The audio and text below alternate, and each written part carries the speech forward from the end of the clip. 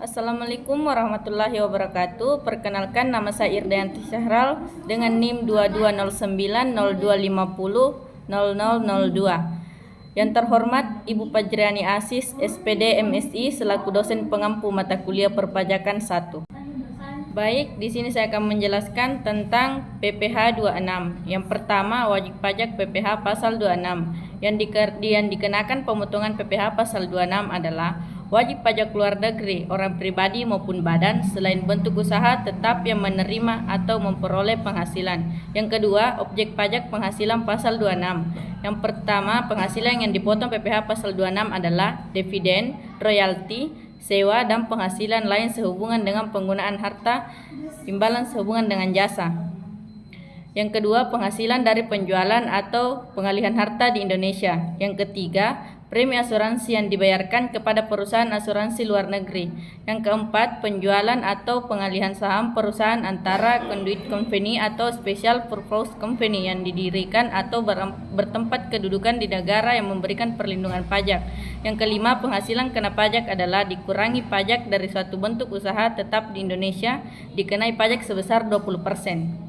Tarif pajak dan penerapannya. Besarnya tarif PPh pasal 26 dibedakan atas kelompok objek PPh pasal 26 sebagai berikut. Yang pertama, atas penghasilan yang berupa dividen, bunga termasuk premium, dan imbalan sehubungan dengan jaminan pengambilan utang.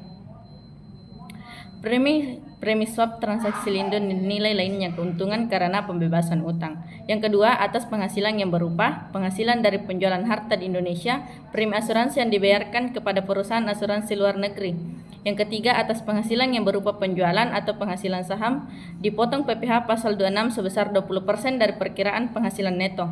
Yang keempat, atas penghasilan kena pajak sesudah dikurangi pajak dari suatu bentuk usaha, tetap di Indonesia dikenai pajak sebesar 20% kecuali penghasilan tersebut ditanamkan kembali di Indonesia.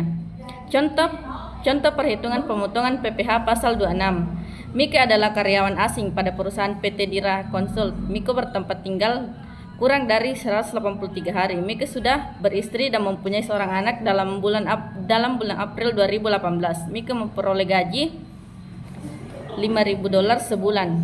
Kurs yang berlaku adalah 13.500. Sifat pemotongan. Pemotongan PPh pasal 26 bersifat final kecuali pemotongan atas penghasilan kantor pusat dari usaha atau kegiatan penjualan barang atau pemberian jasa di Indonesia yang sejenis dengan yang dijalankan atau dilakukan BUT di Indonesia.